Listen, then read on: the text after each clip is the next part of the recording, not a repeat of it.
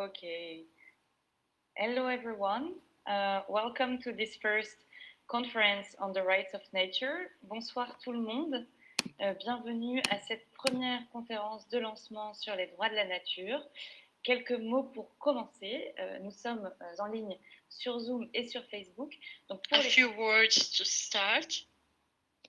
We are live on Facebook. Actually, I'm speaking French, but I invite you to see on Zoom because here there is the interpreting and there is the English translation. But if you only speak to English, I invite you to go to Facebook. I'm really happy to welcome you tonight. We're live both on Zoom and on Facebook. We invite all the people who do speak English and understand English to go to the Facebook page so that on the Zoom we have room to welcome all the people who speak French and also the people who speak Polish. Normally on the Zoom you have a button for interpretation which gives you the choice with French, English or Portuguese, Portuguese being actually Polish. So if you speak Polish, then we invite you to go to interpretation Portuguese. We're very sorry about that. That was a technical problem that we had that we couldn't resolve. So we're all here tonight, just before beginning and to wait for people to join us. We're all here tonight being connected there. We wanted to organize a real conference live with us, all of us physically together in Brussels, in the European Parliament. Unfortunately, this is not possible because of the pandemic's COVID-19, but we didn't want to give up, so we were really aiming at organizing this series of conference with this first conference tonight online and not to give up. Also because what the pandemic's COVID-19 tell us is that we still have a lot of work to protect our environment in order also to protect human health and human solidarity all over the planet. And that's one of the reasons why we wanted to have this tonight. So welcome again to all the people that are joining us. So just as a reminder for the new people, for all the English-speaking people, we invite you to follow on Facebook this live so that it leaves room for the people on Zoom to get French and Polish translation. Of course, during all the conference, you'll be able to ask questions. So we ask you not to open your mic if you're on Zoom, but you write it in the chat on Zoom or under the video on Facebook.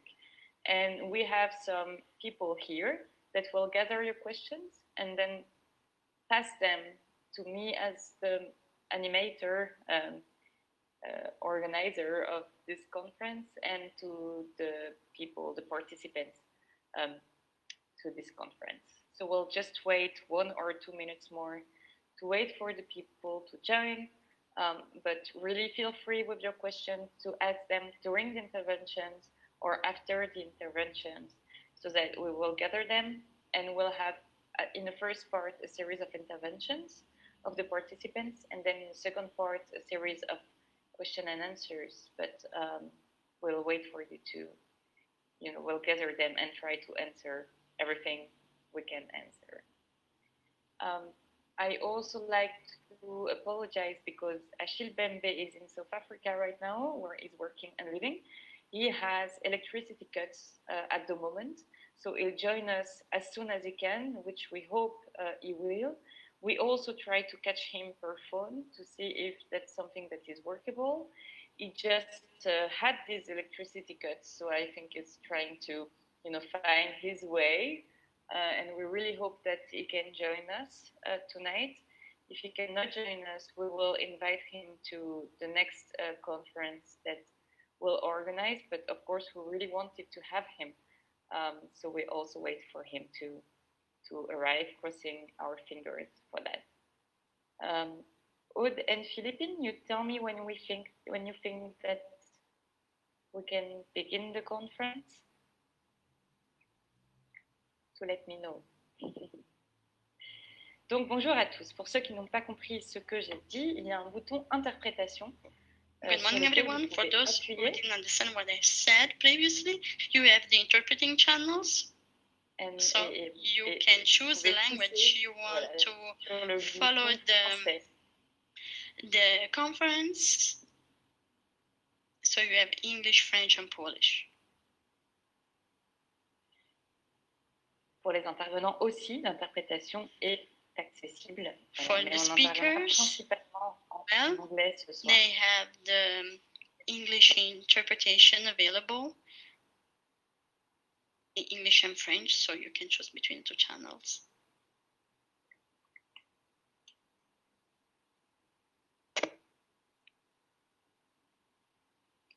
So we are about to begin this first conference on the rights of nature. We are already 200 people, which is a lot, and I'm really happy to have everyone here tonight. So welcome. I hope that you will have a great evening tonight, and I also hope that this is only the beginning. So I am Marie Toussaint. I'm a Queen MEP, recently elected. Well, it's a bit more than a year now. I have an experience in environmental justice, which pushed me to, seize this issue of the rights of nature and bring it on the table here. And I'm quite happy to have the support of my group because tonight we're organizing this conference with the support of the working group of the Greens on biodiversity, but with the support of the entire group of the Green MEPs in the European Parliament. And we hope that we have, and I saw some of my colleagues from other political groups here tonight, and that we will be able really to launch a European dynamic to recognize the right of nature.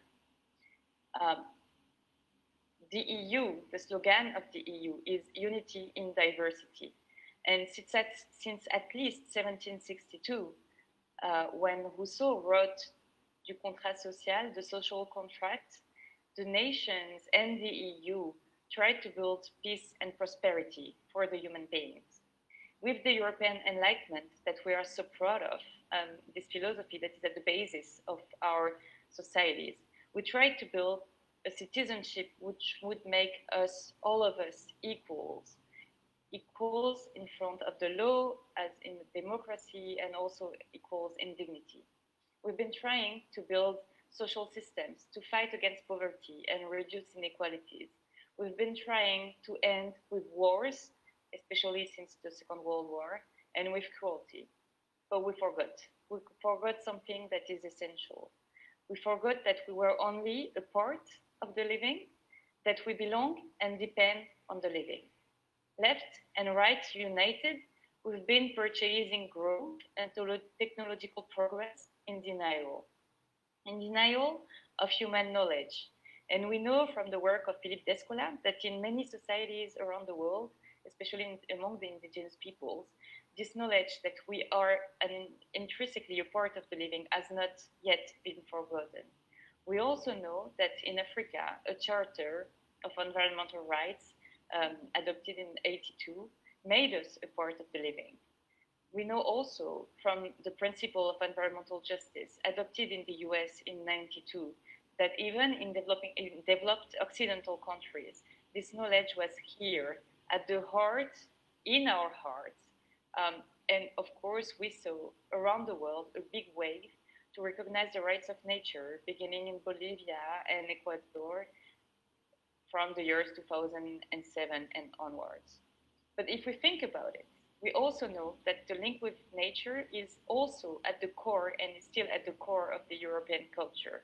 We can quote authors like Christian Bobin or Hervé de Luca, but we can also quote our grandmothers or mothers or us who are always talking to the plants, talking to our animals. And we know in our heart that we belong to nature, that we feel with nature. And I also want to talk about this book that was released on the life of trees.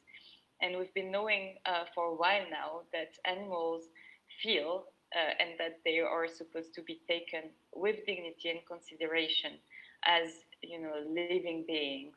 But we now know also that vegetables, trees, plants do feel, do remember, and can express also their feelings, and that we need to shift our perception to grant also this equal dignity to all of the being, all of the living. We've been building another society, we've been purchasing growth in denial with our philosophers, because when we have a look at it, we know that Adam Smith, Georgette Sand, or Karl Marx were talking about the limits of the planet, the planetary boundaries. And before them, the commoners made some quite huge calls to care about our commons, our natural commons, that we so much need to defend right now. And we now are walking towards growth in denial with what the scientists tell us, what they tell us about the climate, what they tell us about the loss of biodiversity, and what they tell us about the crossing of 4 or 5 out of the 9 planetary boundaries. We also work in denial with the policy and ethics of care that was developed by Carol Gilligan. So tonight we gather, and this is only a beginning. This is a beginning, a first conference to decrypt philosophical and political history in Europe, to decrypt the blockades, what makes Europe the only continent where we don't see the recognition of the rights of nature in the political agenda. But this is also a first step to unite all in diversity as the European slogan, to unite the people who want to defend in their everyday life their rights, but also the rivers, the forests, the animals, the oceans, or the culture as well.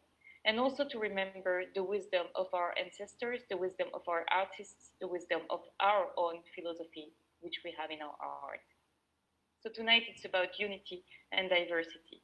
And it's going to be the first in a series of conferences and a work that we want to lead for a few months until we have a real and strong proposal for the recognition of the rights of nature in the EU. You also have to know, and we'll talk about that during the conference, that we are not alone. Here tonight we are talking about how should we change, how did the European philosophy emerge, and what do we need to change in our perception of thinking. But we see on the ground, on the territories, in the cities especially, a series of local initiatives to grant a voice to nature. And we have declaration of trees, declaration of rivers growing up. We also have local parliaments of ecosystems burning. And this is a huge dynamic, which I hope we will all gather together to be able to move forward. Tonight, I'm really happy to welcome 3 women. And I have to say that women are often at the forefront of the protection of our planet and the protection of environmental rights and human rights in the same dynamic. We welcome Valérie Cabanès, who is a lawyer, a French lawyer in international rights, specialized in human rights. But after working for 2 decades in NGOs in international solidarity, she has fully involved all her time in the recognition of the rights of nature and of ecocide. She was and still bears she's spokesperson of the movement End Ecocide on Earth, and she is also president of honor of the NGO Notre Affaire à Tous, Our Common Matter. She is also expert for the United Nations in the working group Harmony with Nature, which studies the rights of nature in the world. And she is a member of the Direction Committee of the Global Alliance for the Rights of Nature. Valérie wanted me to talk to you about 2 books that she wrote. One was only available in French, which is called Homo Natura, published in 2017, and another one, which is available both in French and in English, Un nouveau droit pour la Terre, in English, Rights for Planet Earth. I'm also very happy to welcome Eva Kulis, who is a researcher in the University of Gdańsk in Poland. She is also a teacher, and she wrote the book Poetyki Ekocidu with Aleksandra Ubertowska and Dobrosława, I'm sorry for the accent, Korczynska-Partyka, which tells us about the relations between history, nature, and conflicts, especially in the Polish literature. The last woman I'm welcoming tonight is Natalia Refournereau, who is Director of Research in the French Center for Scientific Research, She's a lawyer. She's also vice president of French NGO, French Society of Environmental Law. She's been working for decades on environmental law and the European Union and the European policies. And she's the author of numerous studies and books, the last one being Autochthonous People and Regional Integrations on natural resources and biodiversity. Nathalie, I will leave you explain what it is afterwards. I'm really happy to welcome the three of you. And we also have with us tonight a man, whom I hope has arrived. I'm not sure yet. Achille Bembe, who is one of the greater, to my mind, philosopher of the time, who has wrote a book that was released not such a long time ago, which is called Brutalism, but who is also a thinker of post-colonialism and colonialist studies.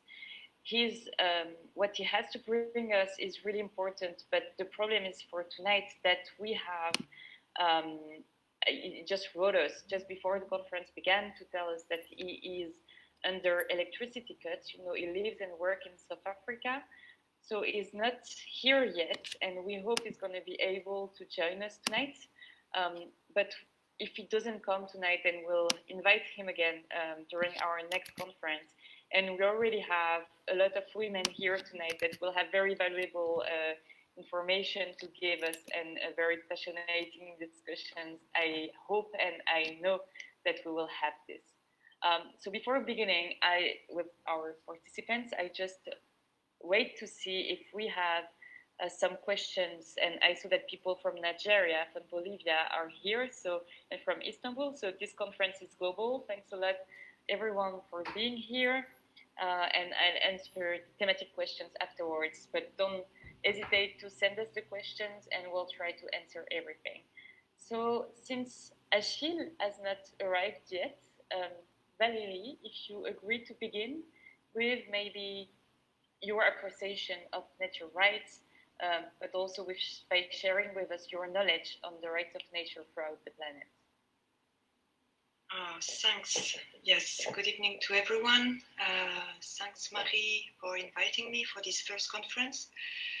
I'm very flattered. What I would like to share with you, I think, and it can be a good start then to debate and to think about this revolution of recognizing the rights of nature, is maybe to travel around the world and see how it's going in other continents, other countries. In fact, in Europe, the subject is little debated, but this is not the case on the other continents of the world. In South America, North America, the Pacific, South Asia, and Africa, ecosystems, animals, plant species have already been given legal personhood. And this is done in order to protect them from the harmful effects of the world's industrialization. Many peoples, even judges, have decided to recognize the rights of nature. The idea of codifying Earth-centered modes of governance first found a favorable echo in countries where, with a strong indigenous component, which saw the value of building a bridge between their representation of the world and their customary law and the written law of westernized societies in order to better protect themselves from the ravages of industrial activity. So the American continent is the first to have experienced this legal revolution. In Ecuador, since 2008, nature has had the constitutional right to full respect of its existence and the maintenance of its vital cycles and all the elements that make up an ecosystem. The precautionary principle is even constitutionalized and enshrined in the Constitution in order to prevent any extinction of species, destruction of ecosystems, or permanent alteration of their natural cycles. Nature can be represented and defended in court by any individual, community, people, or nation in the country, and has a right to restoration. And even more, Ecuador is showing us the way in the application of these rights. You must know that 30 lawsuits at least, but it's going very fast, have been conducted on the basis of nature rights since 2008, and 2/3 of them have been won. Sometimes it was a mangrove winning in front of a shrimp industry. Sometimes it was a river winning in front of a road project. Sometimes it was the shark species in front of a huge boat, Chinese huge boat, and even the crew has been put in jail because of that.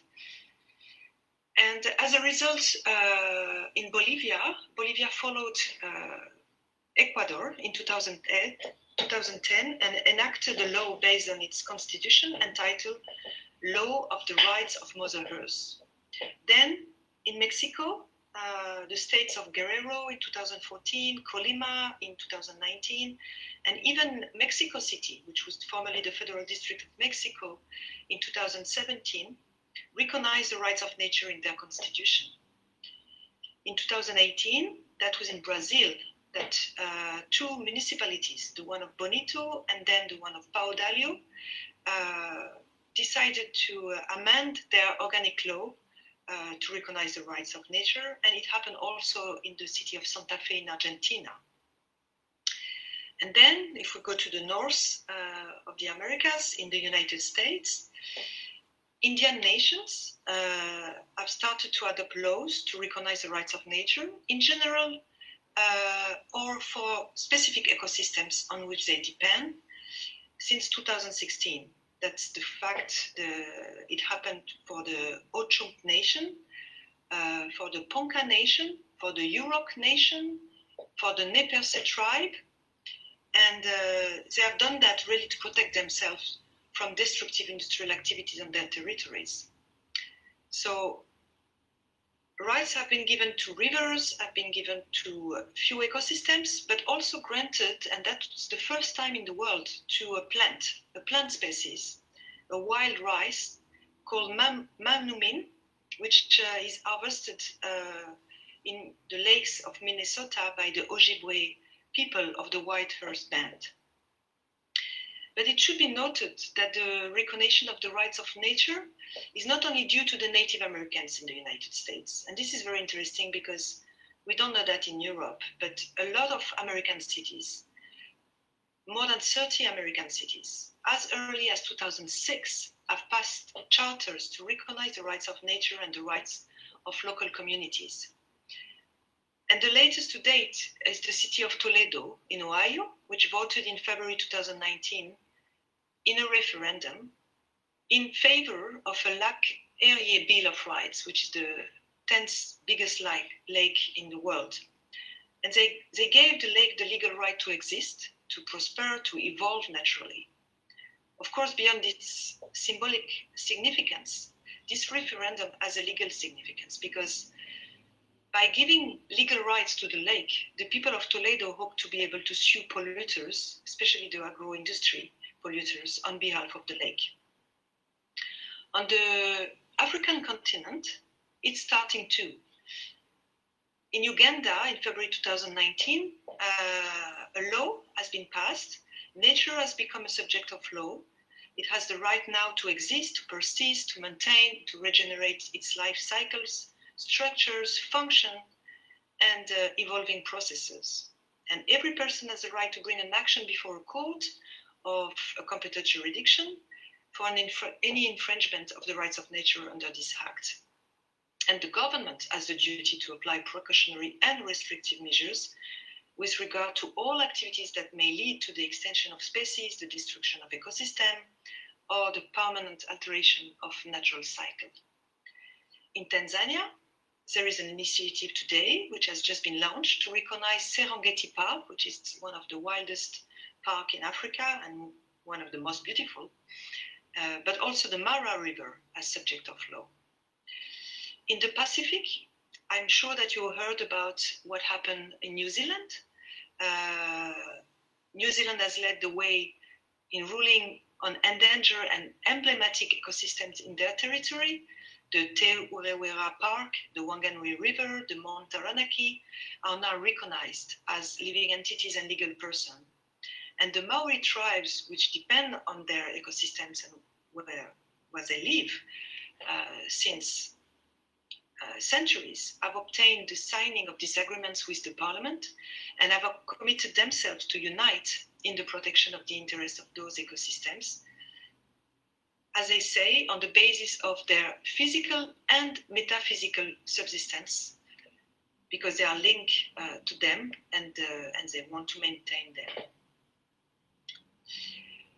The second part of what I wanted to explain is that sometimes, of course, political will is lacking.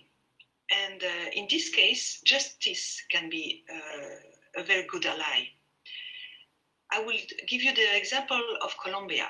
The Colombian example is really impressive and interesting because courts are inspiring courts from all levels, from the level of the administration court to the constitutional court and then to the Supreme Court itself.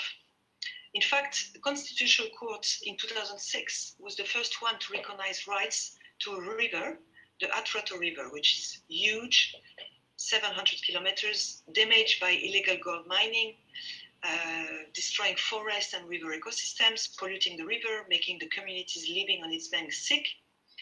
And so the court introduced the concept of biocultural law into Colombian constitutional law by recognizing the interdependence between nature, natural resources, and the culture of indigenous people and Afro-descendant people living on the bank of the river.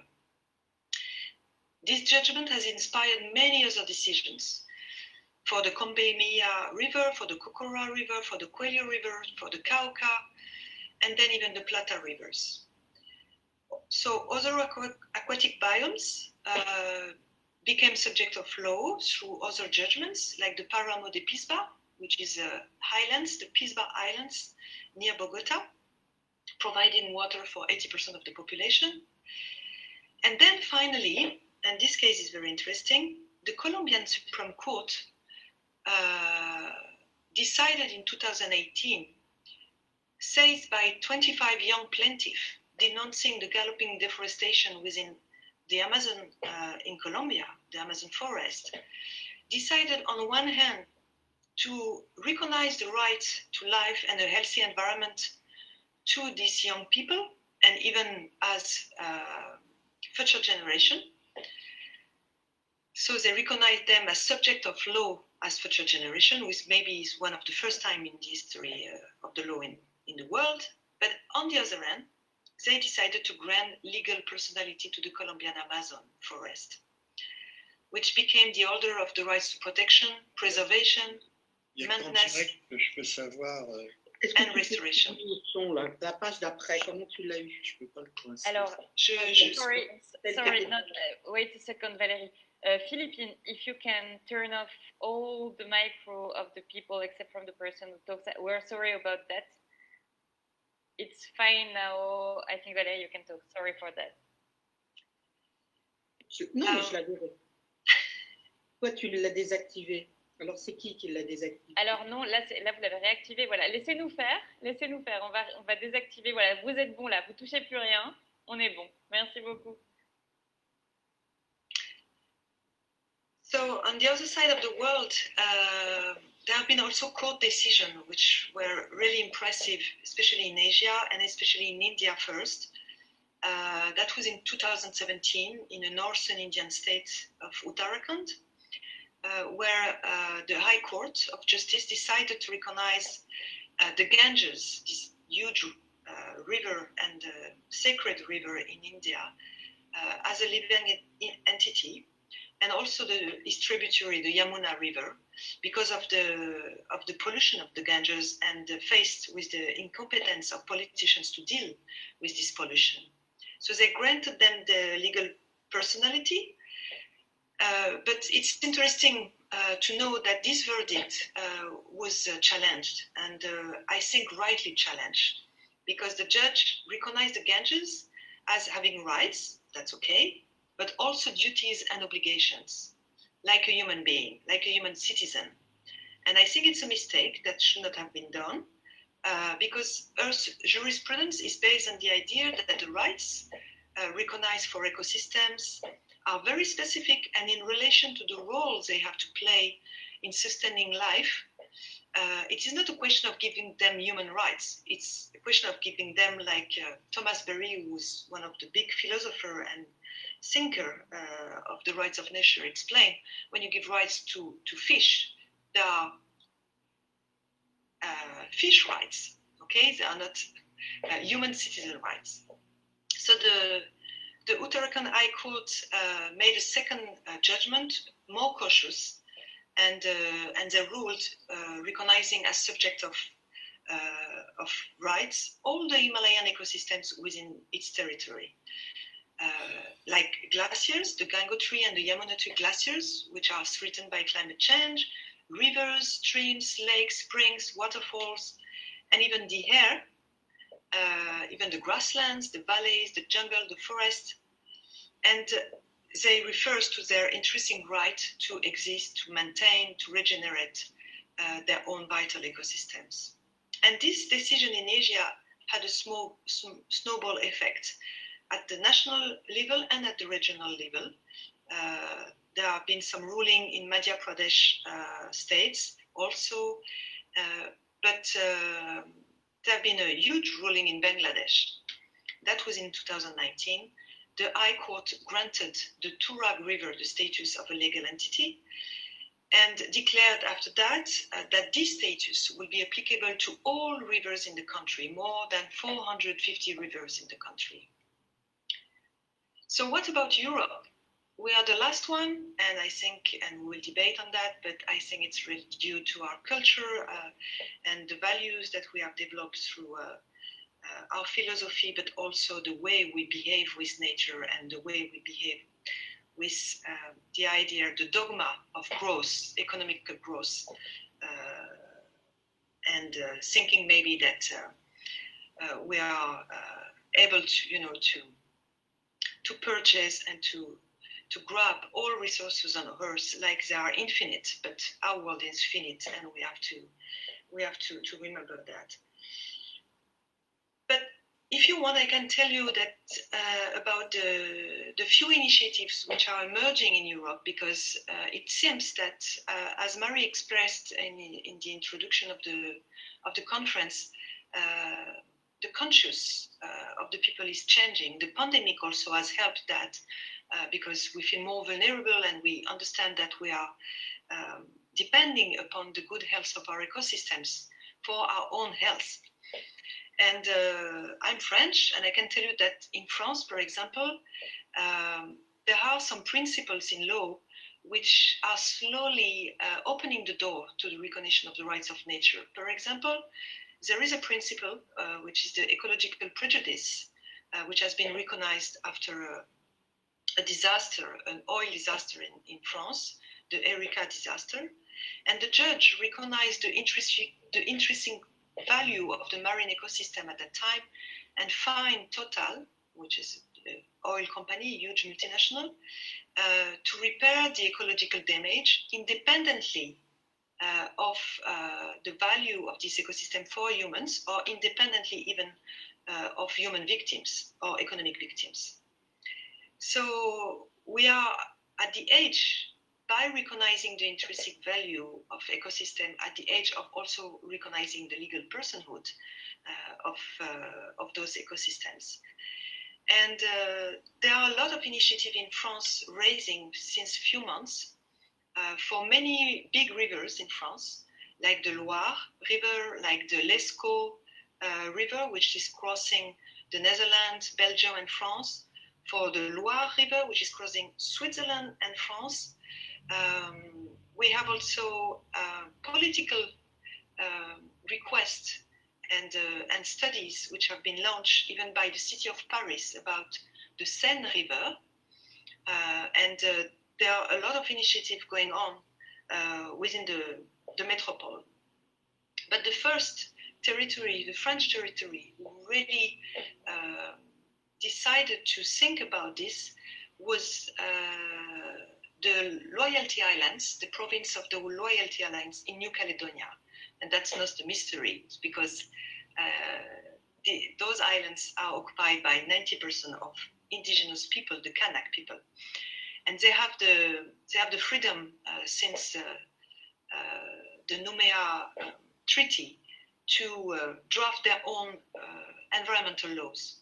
So they have worked on an environmental code, and this code sets the principle of interdependence and the possibility of giving legal personality to elements of nature. This is very interesting. So in Europe, the movement is spreading, and in other countries than France as well, like in the Netherlands, the Municipal Council of the Northeast Friesland in the Netherlands, which is located along the coast of the Wadden Sea, adopted a motion calling for the Wadden Sea to be given its own identity and an independent place in the Dutch legal system, like a municipality or like a company. And I know also that in the Balkans, there are some initiatives to recognize the rights of the wild rivers in the Balkans, which are threatened by 2,500 dams that are going to be built on those wild rivers. There are 800 wild rivers in the Balkans. There is an initiative also in Sweden for the Lake Vättern. And all those demands are based on one observation. And I will finish with that, is that human rights cannot be guaranteed if nature is destroyed. Our rights to water, to food, to health are dependent to an healthy environment. Therefore, in order to preserve humanity, we need to realize that we have to preserve the ecosystem on which we depend. And it's really another way to position ourselves in the world, to relate with the natural world which we are part of in an ecosystemic vision, and that it establishes through the recognition of the rights of nature the principle of interdependence as the backbone of the law and the rules of living together. Thank you. Thank you, Valérie. I have to say also that this fight for the recognition of a healthy environment that you kind of mentioned is currently discussed at the UN, and we need to real fight for the member states of the UN to get the recognition, and we'll hope that we'll have this recognition by next year during the next GA. And you can also, if you go online and look for information, you will also find the letters and the campaigns by the NGOs, and your voices to everyone will be really much welcomed. I just profit, and before getting to Eva Kulis, I just want to say that we had news coming up in the Zoom chat saying that the river Ethiop in the Delta states of Nigeria is about to be granted legal rights as the first river in Africa to attain the status, courtesy of Earthflow Center USA in partnership with Rivier Ethiop Trust Foundation. So just to add to the drawing that you made about the states of rights of nature in the world, and congratulations to you, and thank you for the information. And Valérie, we already have a lot of questions. I just want to pick one for you out of the three I have in front of me. Maybe I'll take the first one. What difference would you make between proper rights for nature and granting a legal personality? Then I leave you with this question, then we'll get to Eva Kulis. And by the way, people, we're on Facebook, we're talking about the rights of nature. Welcome and stay with us, it's going to be really fascinating. Go ahead, Valérie. So I'm not very sure that I understood the question. You mean giving rights in general to nature and then giving the legal personhood? I think that was the question, no? Yeah, it's a good question. In fact, giving rights to nature in general, it's in a way to give legal personhood to each element of nature, but that's not the same system, I would say the same process in law. For example, Ecuador recognize the rights of nature in general because they put the rights of nature in their constitution. There are two articles, Article 72, 73, which are dedicated to the rights of nature and then explain how, as I explained, any citizen, any organization could bring a case in front of the justice on behalf of nature, but when they do it, of course, they do it for a very specific ecosystems, very specific place. As I said, about a river, about a forest which is endangered because of mining. So it's a way, it's very, I would say it's the most concrete way to recognize the voice of nature in all its expressions and ecosystems, but also species as elements of nature, but also biochemical cycles could be, in a court to express their right to play their role to maintain life on Earth. So it's true that on my behalf, of course, I would prefer that nations recognize and the EU recognize the rights of nature as a package. But what we see is that, as I explained, that sometimes politicians are reluctant in some countries to advance that. They agree to do it, like in New Zealand, for very specific places full of biodiversity, where most of the time you have, I would say, ancestral guardians, like the indigenous communities. And so they recognize very specific ecosystems, or very emblematic. And it's a way, to open the door. Like in the river Ethiop, it's the biggest river. And so it's very symbolic and emblematic, and it opens the door to other things. Like the court in Bangladesh, they started from one river and then they grant the status to the 450 rivers. And I'm quite sure, like in Colombia, that it will spread to other kind of ecosystem each time the court will be, seized for a case. That's something. So for me, there is not so much difference. It's a question of strategy. But in any case, at the end, if you go to court, someone speaks as the voice of the ecosystem or the species of the cycle. That's very clear. Thank you, Valérie. Thank you. This is also the idea of this conference tonight, is precisely to ask this kind of questions. And I see others coming up, especially from Olivier. And I also see Anne from Switzerland, from the climate justice movement. This is why we need to discuss, like, what would be the European approach also on natural rights, of course, in eco with all the rest that is going up in the world. So it's quite important discussing that. I now turn myself, which is a way of speaking, since we're virtual, but to Eva Kulis. I was saying in my introduction that we've been forgetting nature in the policies that we've led, but that it was always among our preoccupations. And this is also the case in our history and in our literature. And you come out of Poland, you were telling me that not so many people in Poland are talking about the rights of nature, but you made a book on the approach of nature, and we would be really glad to hear from you about this.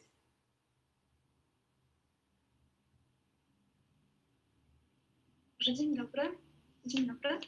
Ja w czasie swojej prezentacji chciałabym się skoncentrować głównie na prześledzeniu relacji między konfliktami zbrojnymi. Hello everyone, I would like to focus in my presentation on tracing the relationship between armed conflicts, natural disasters, genocide and ecocide, which are inextricably linked. Following the example of historiosophers such as Enzo Traverso and Dipesh Chakrabarti, who see the history of the 20th century as the negative telos. Enzo Traverso stipulated that all the 20th century disasters, phenomena like territorial contracts, destruction of natural resources were linked with nature, and it is also true for acts of genocide. I will close my presentation with the Chernobyl disaster, an event which gave rise to the debate about Anthropocene. I will also try to show this phenomena as men's privileged position that was taken away. So let me start with a brief introduction of George D.B. Uberman's essay entitled Bug, that was written during the visit to the museum in Oświęcim. The author begins his philosophical deliberation with a description of the 3 pieces of bark. He points out that the trees, birch, birken, gave the name to the Birkenau site, which the heads of Auschwitz camp wanted, as we know, to be used as extermination camp for European Jews. D.B. Huberman notes that the trees growing near the camp absorbed the smell of the incinerated victims, which in turn caused the plants growing there to conceal great human despair. As the philosopher says, the death of people does not mean that they have gone elsewhere. The trees that grow there after the closure of the camp are a living memory site, and we should remember that thus the silent witnesses inscribing the land of dramatic event, they became kind of huge cemetery where the ashes of murdered are interrated. From this philosopher's point of view, the nature was used for masking different kinds of atrocities in many occasions. And we have different examples in literature. Most often, the forest glades were used for crime scenes because it was easy to hide it using different types of crops like lupine or blackcurrant bushes. This example is a great example of how nature can be polluted by human acts. So knowing the history is really important because we have different examples to prove it. The massacre in Koczewski Róg was described by one of the authors who stipulated that the practices of burying people in mass graves without observing the funeral rite deprived people of their individuality and also brought to mind the way in which dead animals are handled, which in turn deprives human beings of their privileged position. It is enough to mention places called synergetic landscape associated with hunting, in which the human hunts were perpetrated and they were very similar to animal hunt. And here I would like to make a reference to Claude Lanzmann's documentary Shoah. The practice of hunting may be an indication that the division between what is human and what is not human rooted in the culture has been broken. Oftentimes in literature we have reference to Second World War witnesses who stipulate that the landscape not only served as an aid to hide the crimes, but also to survive. I would like to refer to Witold Szabłowski's book Righteous Traitors, Neighbors from Wołyń. Here he described the fight between Poles and Ukrainians in 1943 in Wołyń. There were many Ukrainians who helped to survive the Poles during the ethnic cleansing. Oftentimes, he said that it would not be possible without the help of natural environment. People were hiding in the tree roots or different caves, natural caves that were hidden with branches. The slaughter of Vowen was highly commented because for the first time the reference to genocide was used. The Vowen massacre became with the devastation of the natural landscape.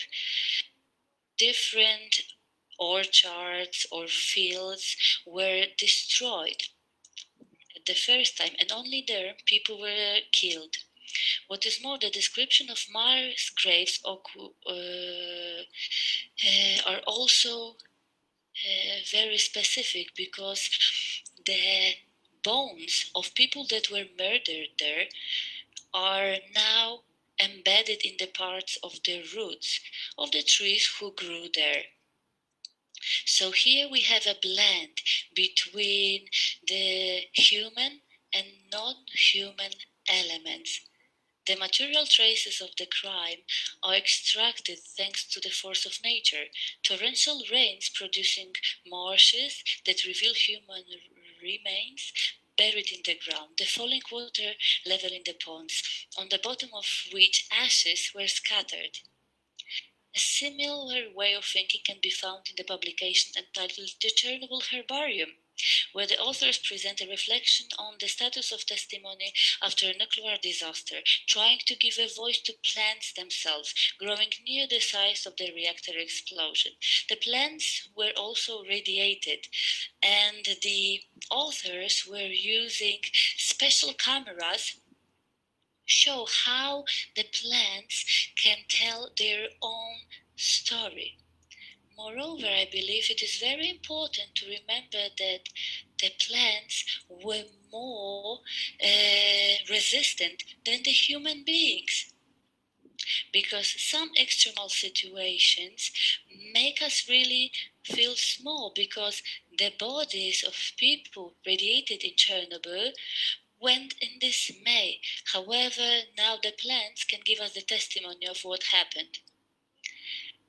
Another element of crossing interspecies division can be found in Svetlana Alexeyevich's reportage entitled Chernobyl Prayer, Chronicle of the Future, and Chernobyl Scream.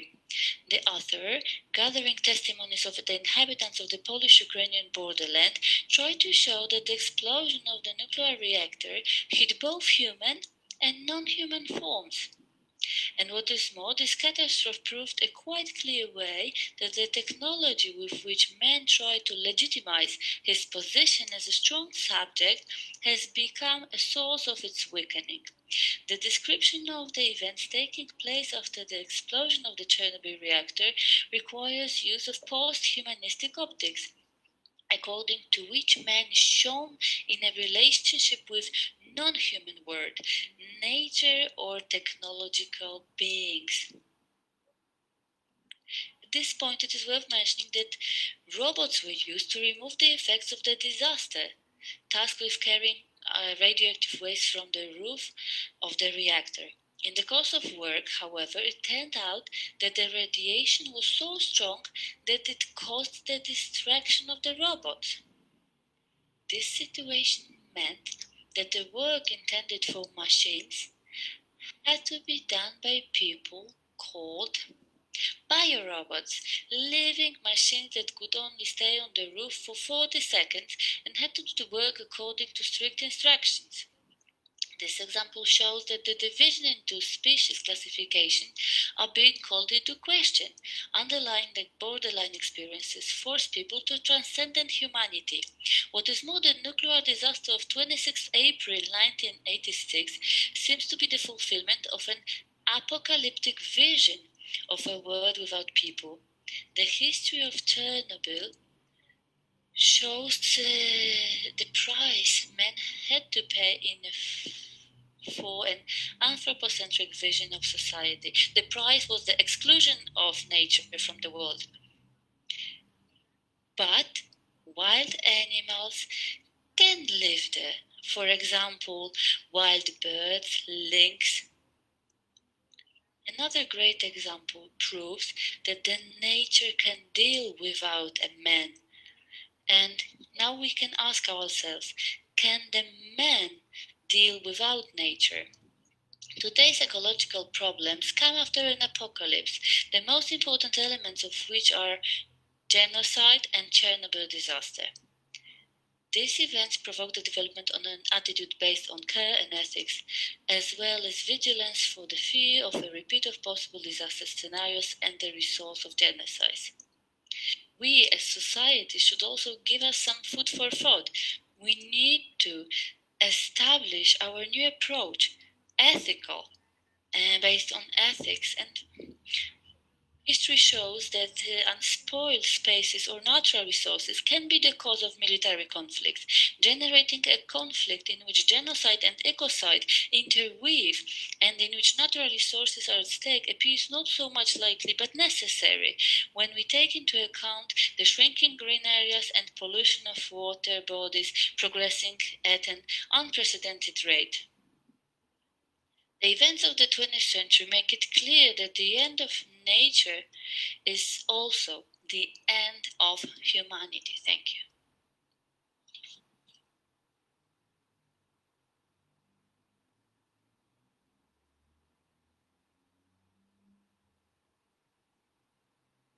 Thank you so much, Eva. I believe that when we have this look at history and our relations with nature, how we kill nature, how nature survives us, also how we use it to as a partner or as something to kill. This is really, really with a lot of teaches. How would you say that? It teaches us a lot, and this is really, really important.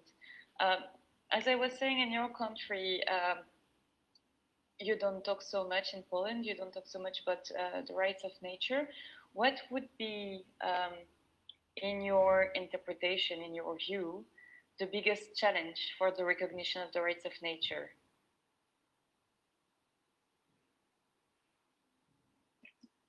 That's a big question, I know. But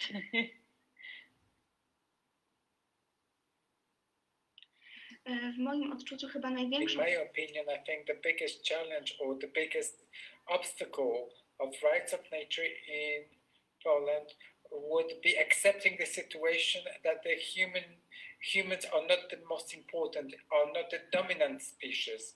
It would be really difficult to admit that we are intervened with the nature. We are only part of the ecosystem. That would be very difficult in Poland when right of nature's ecological rights are not respected. Poland is also a country where exploring of nature still takes place. I'm talking about exploration of mines, use of mines that still exist in Poland.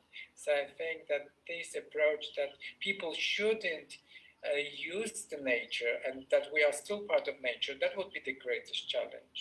I'm not talking about political action because I don't think those issues are in line with current political approach. Yeah. Yeah, that's one of the challenges, right? To have this philosophical revolution. That's what we're talking about tonight. I believe that your words would have a lot of echo also with those of Achille Bembe. I was thinking about it. We talked about and yeah, we still haven't news from him because he's living electricity cuts, but we still have hope that he joins us before 8. So thanks a lot, Eva, for this. Of course, the rights of nature have a legal impact, and that's why I turn now to Nathalie Hervé-Fournereau, who we receive tonight with a lot of pleasure.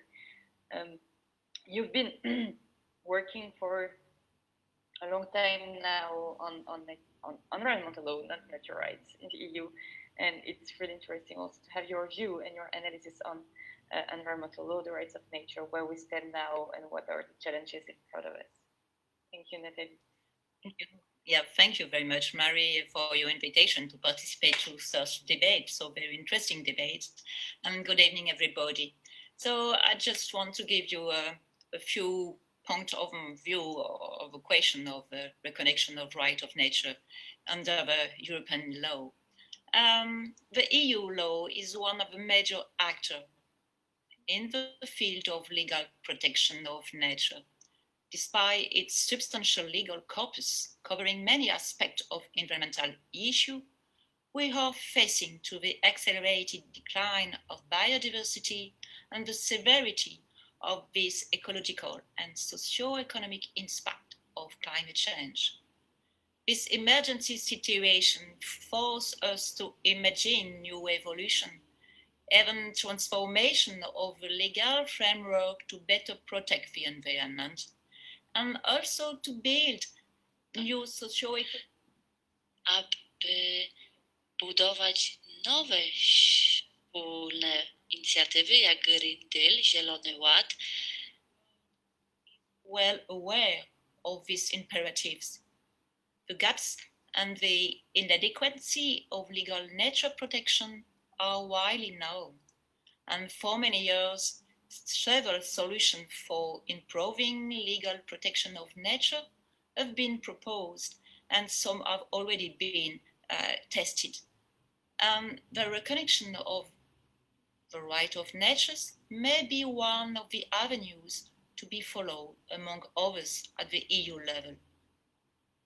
The reconnection of the right of nature is closely intertwined with the right of indigenous community in some legal system, and the movement of right of nature is promoted actively by several NGOs with the support of the United Nations organization and its resolution on harmony with nature. At the EU level, several voices are raised in favor of such explicit legal reconnection. The European Citizen Initiative on End Ecocide in Europe, a citizen initiative to give the Earth right in 2012, the Conference on Natural Rights, the missing piece of the puzzle, organized by the European Parliament in 1917, the ongoing study towards an EU Charter of Fundamental Right of Nature, launched by the European Economic and Social Committee in 2019, and now this opening conference, demonstrate for me the growing importance of this issue on the EU agenda. This European societal mobilization, as well as the youth mobilization and the mobilization of indigenous communities in the context of climate litigation, clearly questions the effective contribution of the EU in favor of an effective environmental legal protection. That calls in question the capacity and the will of the EU to act with its member states in the respect of the axiological foundation of European integration: peace, human rights, democracy, rule of law, and now in the light of the so-called planetary boundaries concept. In accordance with the time given to me tonight, I propose to focus on 3 points without going into detail. As a preliminary remark, it's important to keep in mind some specificity of the EU legal order. Firstly, the EU does not have the competence of the competencies. Secondly, the EU does not exercise the same type of competence for all the policies it conducts. Thirdly, the EU has developed a wide and strong legal framework for preserving, protecting, and improving the quality of the environment, and obtain some success stories. It's also important to notice that the EU expressed its commitment to be an active environmental leader at the international level. Of course, significant efforts still need to be made related to the effective implementation of the Aarhus Convention, in particular concerning the two strict conditions to access to the Court of Justice of the EU for NGO and citizens.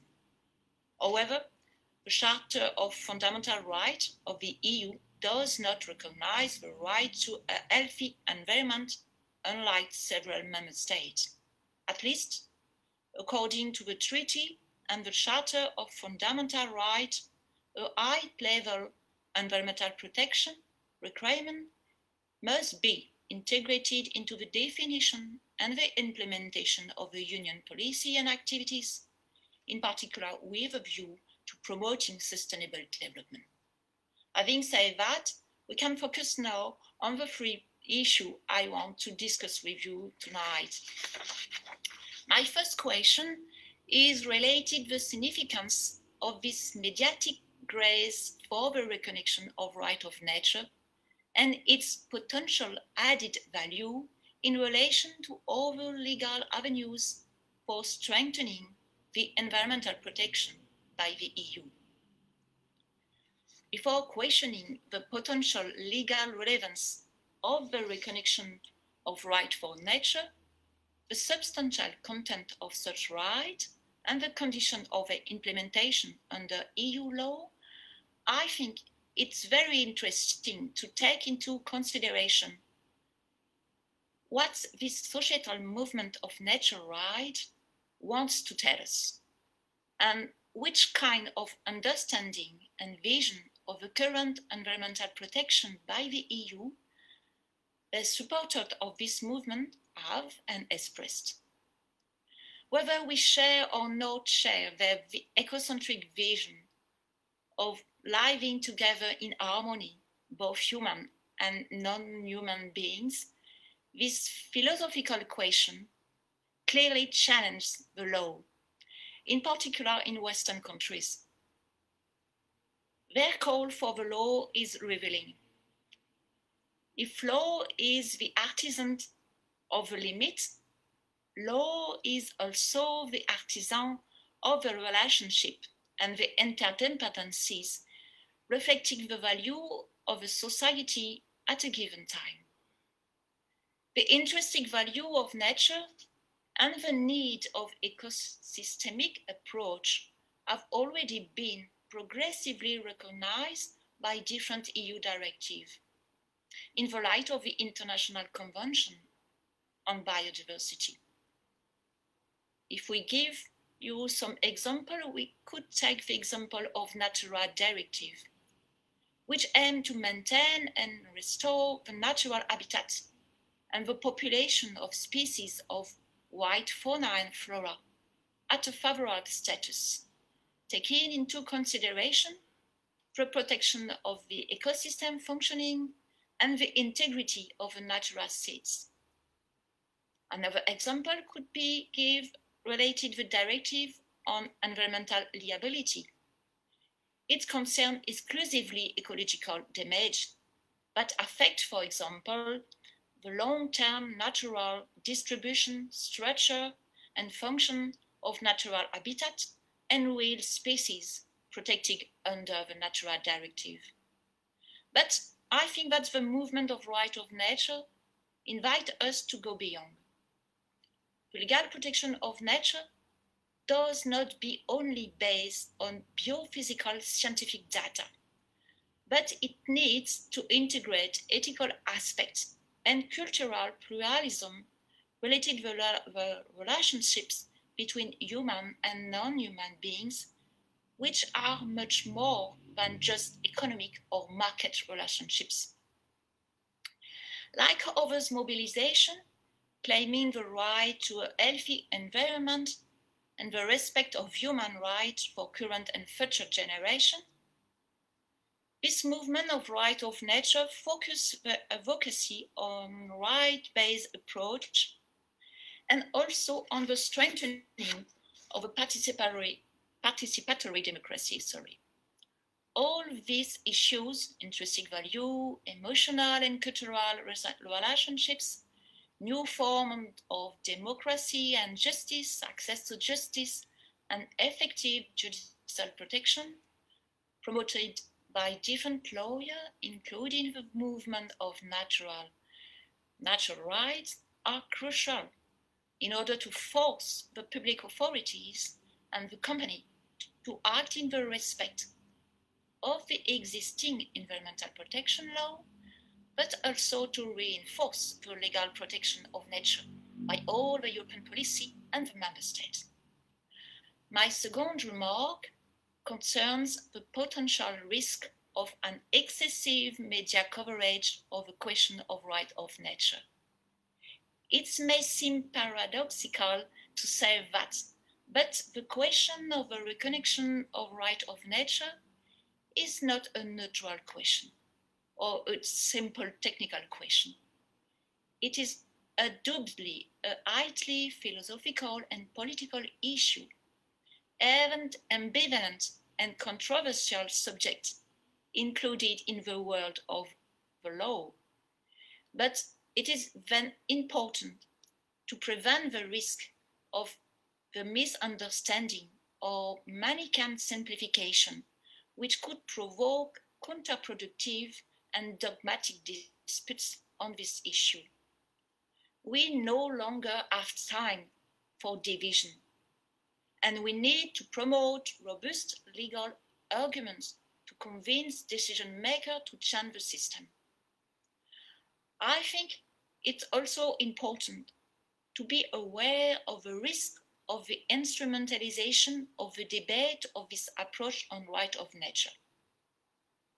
Moreover, as stimulating as this reflection of this issue, they should not obscure the other legal solutions which also are proposed for improving the legal protection of nature by the EU, such as the theories of natural commons, as you explained before, the recognition of the ecocide in law, the nature-based solution, even the discussed ecosystem services approach. We need to think together all those solutions. Given the urgency and the seriousness of environmental issue, the recognition of right of nature could not be the only solution and could not be the Trojan horse for doing nothing. We clearly need to be strategic to prevent the lamppost syndrome, and do not forget the necessity to counteract any regression of legal environmental protection at the national level, but even at the European level. And my last remark is related to the potential role and the place of a natural right approach under EU law. As we said before, the major difficulties of the legal protection of nature by the EU are well known. And not only the difficulties related to the design and the implementation of the environmental law, but also the insufficient integration of environmental requirements into the other internal and external European policies. And the debate of natural right at the EU level may be useful to increase the awareness and the consciousness of the decision maker and all the actors. We need to identify different legal ways which are possible, or maybe not, to promote the direct or indirect recognition of right of nature under EU law. I do not have time, I think, to present all the scenario. We could imagine interpreting the law differently, better implementing the law, changing the law, and the exploratory study we are actually conducting is ongoing. So several strategic legal orientations are to be considered. The Green Deal and the EU strategy, just as the EU strategy for biodiversity called Bringing Nature Back into Our Lives, adopted this year, are a new step, but we need to go beyond. For example, we need to strengthen this right-based approach and the ecosystemic and integrated approach. We also need to strengthen the integration of environmental requirements into all the policy of the EU, in particular trade and financial aspects of those policy, and a new balance of interest and right in respect of the non-regression principle and the socio-ecological solidarity we need to build. We need also to improve the EU decision-making process, further articulating representative democracy and with other forms of democracy. And of course, we need to strengthen the effective implementation of legal existing environmental protection, including the widening access to justice to ensure the defense of nature and also to defend collective interests such as the interest and the right of indigenous people, including in the area of EU law. We also have to keep in mind that member states could promote the recognition of the right of nature in accordance of their own legal system and the respect of EU law.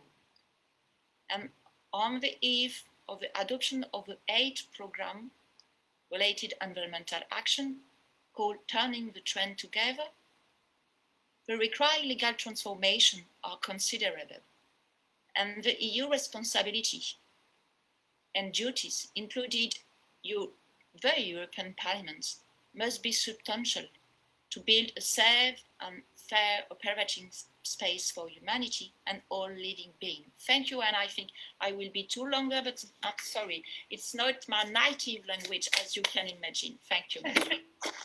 That was absolutely perfect, Nathalie, so thank you. But yeah, the time is running, so I will go to one question among all the questions that you asked in the chat for the people, and then we'll have an ending word for each one of you, if you agree with that, Nathalie, Valérie, and Eva. But just to say that was really important to my mind to have this like global horizon of the rights of nature, then think about what was nature, what was the place nature occupied in Europe history and European culture, cultural history as well, and then ending up with a state of play, or where are natural rights standing in the EU and in the existing EU law.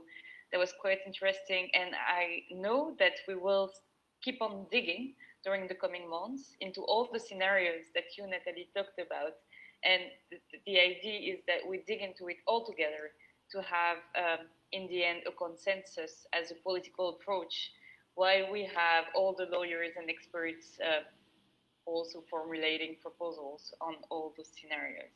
So I saw that there were many questions about these issues. How can we do, and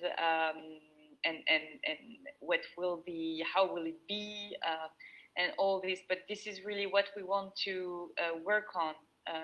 And please, if you want to join the reflection, stay updated about what we do. I put some words in the chat on the Zoom and on Facebook, but please send us an email and we will try to keep you updated with the discussions, also the amendments that we table, and also the actions that we want to take and that we could take all together.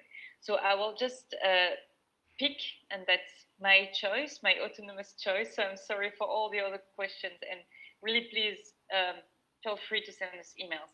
But I will ask one question, which I believe is highly political, and that we addressed a bit already with each one of our participants. But if we give a voice to nature, would it be in court or in the public deliberation before we take any decision?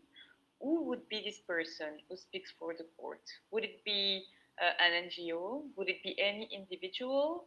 Would we say that scientists have everything to say about that? Or do we choose the empathy and cultural version of it with including the people? And if we include the people, which people? Youth, communities? How do we do in the EU? So yeah, if we had to give a voice to nature, who would it be? And how would we do in your mind? Because that's one of the questions that we need to discuss during the coming months. But maybe beginning by Nathalie and then Eva and then Valérie, if that's fine. And then we'll go back again with the ending note afterwards. Thank you. Okay, thank you. I turn to French. It's better. Je pense qu'il y a beaucoup de personnes. There are many people that can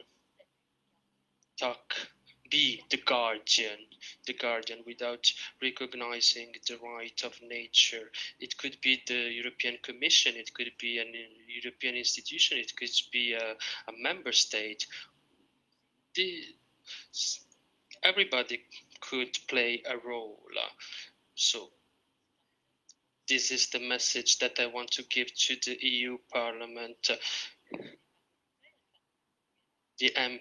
The EU Parliament should have a coherence when it says that, and also when it acts at the European Court. So when it comes to who should represent the nature, well, I think that institutions could do it as well, the ONG or general public. The problem we have nowadays is that the legality of their position in the European Court of Justice.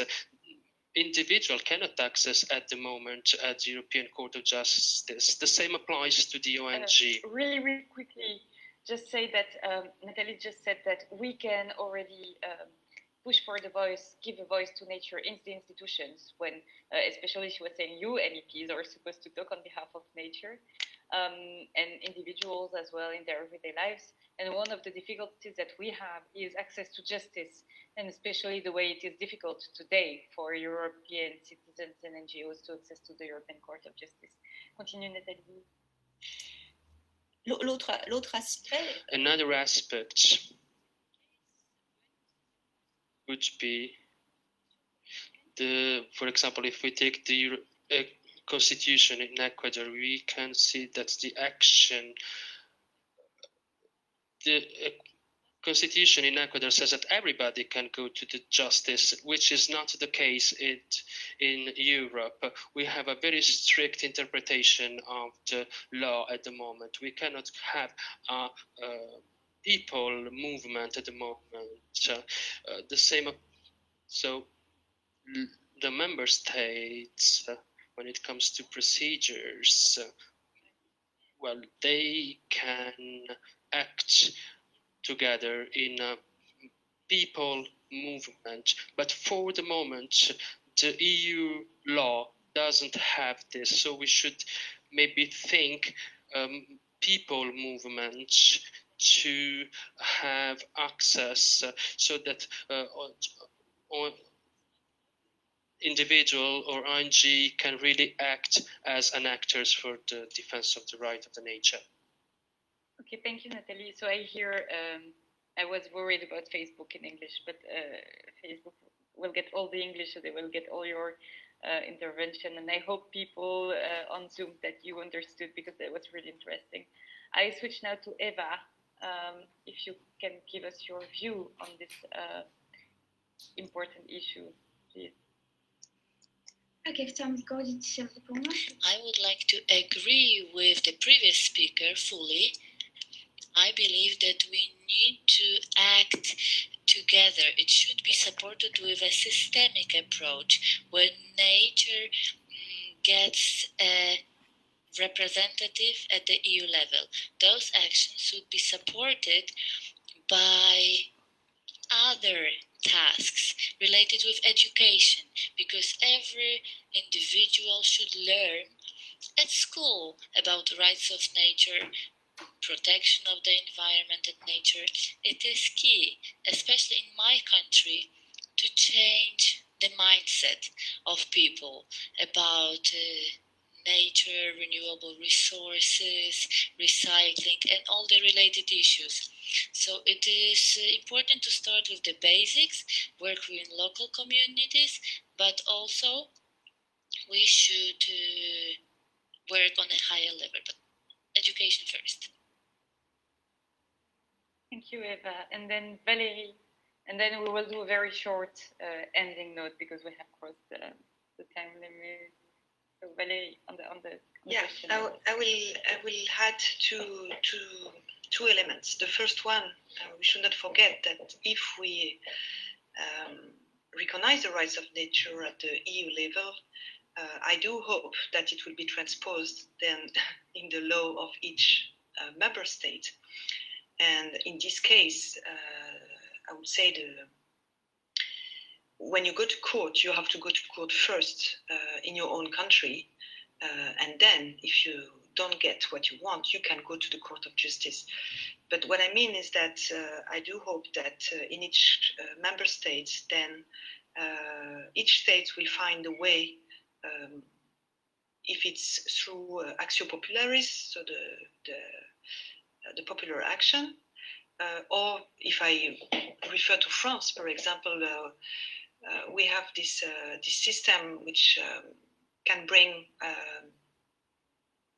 group actions to protect biodiversity, or it has to go through recognized NGOs protecting nature and the environment, and then those NGOs could be the ones who can go to court. But of course, then during the trial itself, we have to bring everyone on board: the communities, the scientists, the philosophers, the anthropologists, the archaeologists, anyone who can give a point of view on behalf of nature to protect the ecosystem. And then it make me a bridge to one of the first question, the first part of the question, which was, okay, there is the justice and the way to go to trial, but could we set up a system to deliberate, for deliberation? And there are some experiences, even in Europe, in France. At the moment, there is, for example, an experiment of the Parliament of the Loire River. And that's very interesting because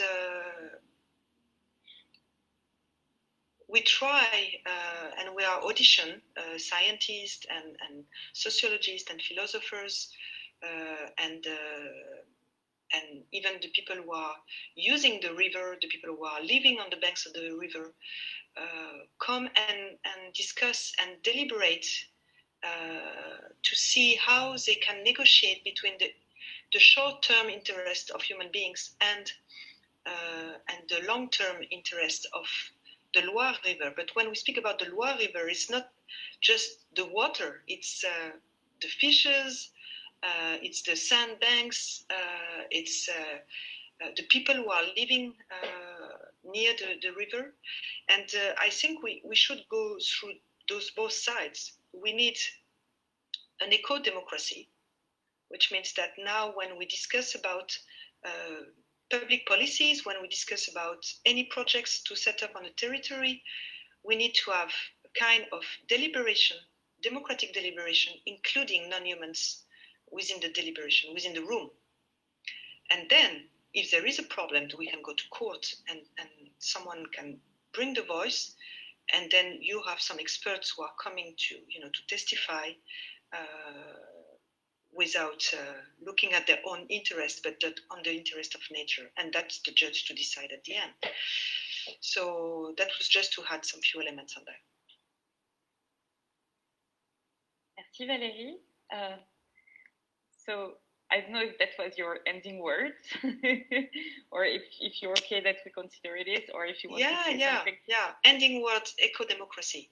That's quite beautiful and quite promising, quite inspiring. So thank you, Valérie. Thank you. Just stay online.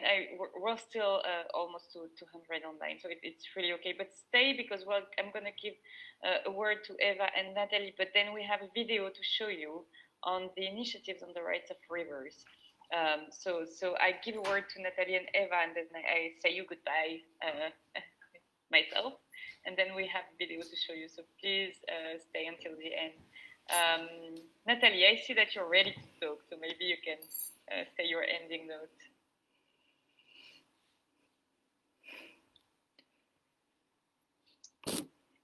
Le mot de la fin, comme on dit. Actually, my last comment.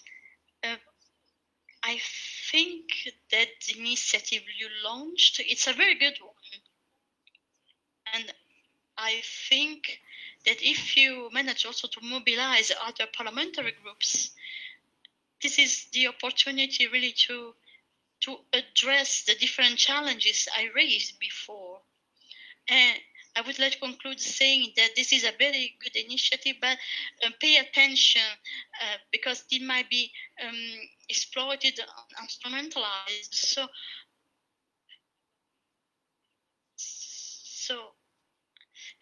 the worst part of this problem might emerge above the good sides of the projects.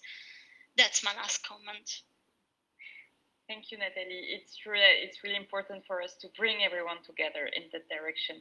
And I have quite good hope, actually, because in the parliament, we've got some really close votes to get a majority on this issue of natural commons and natural rights. Because last February, we failed by only 24 votes, which means that a large part of the parliament wanted to go in that direction, and we need to keep that going up. So we'll do everything we can to bring everyone with us and not stay just the Greens. I promise that we'll try to do that. Eva.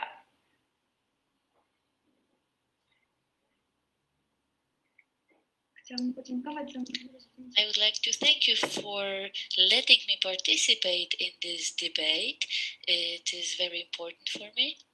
And I would also make a very simple summary. I really support all the voices that we've heard today, and I want to appeal to work commonly and determine together care of nature based on ethical rules of the planet Earth. Thank you. Thank you so much. I was really happy to have the three of you tonight, three strong women who push for the rights of nature. This is really an honor to be with you. We are a bit sad that we couldn't have Achille Bembe, but I hope that he will come during our next conference, because as I was saying in the beginning of our conference, this is only the beginning, a first step in a series of conferences and a cycle of work which we want to lead at the expert level, but also on the ground, and of course in the European Parliament, to get this majority to support the natural rights recognition. Also working with the Commission, and I hope that some people from the Commission were with us tonight. And I was talking about Achille Bembe. On the 10th of November, we'll have another conference which will study more the legal status of the ecosystems that were attributed in the world. So that would also answer some of the questions that were raised tonight and that we didn't have the time to answer yet. During this next conference, so I hope we'll have Achille Bembe, but we'll also have Felipe Calderon Valencia from Colombia. Valerie talked a bit about the Colombian nature rights. We'll also have Laurent Fonbostier, who is an expert in public law of France. And we'll have Caril Rel from Estonia, who is a member of the Estonian Environmental Law Center. In the coming months, we'll keep on inviting judges, prosecutors, researchers, practitioners, also NGOs from the ground to discuss these rights of natures. And we wait for you all to join us, well, each time, but also in the initiatives that we'll take. So I put it in the Zoom and in the chat on Facebook. Please don't hesitate to send us questions or your will to be in the loop of all this work. And if you have some questions that you want to transfer to our free participants tonight, please send them to us also, and we'll have a pleasure to transmit them. I want to thank all the interpreters who were there, and also my team, especially Philippine, who has worked a lot to organize this conference, and Aude, who helped us with the organization tonight, and the rest of my team who is behind the computer. So thanks a lot to everyone, and we'll go to a video, a presentation of the Universal Declaration of the Rights of River from the Airflow Center. Stay online. It's going to only last 2 or 3 minutes, and you won't regret to have watched it. So all the best, and see you later. Talk to you soon. Thank you.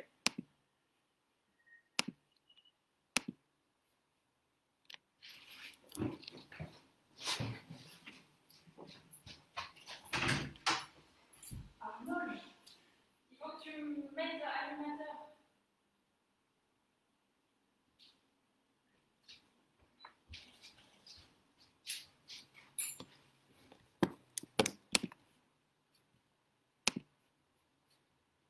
if we manage to launch the video. Is that okay, Philippine? Yes, I'm so sorry. I just need 1 second because I'm not the host anymore. But you can hold on a second. It's coming. It's the teasing part.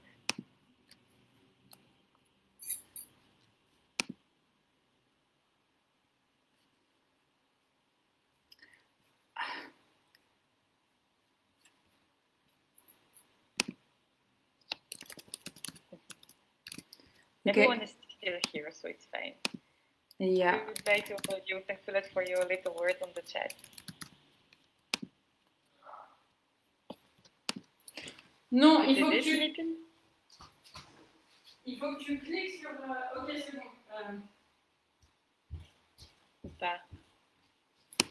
Okay, I'm so sorry. I think I will share the video on the Facebook event, if that's fine, because I can't show it now.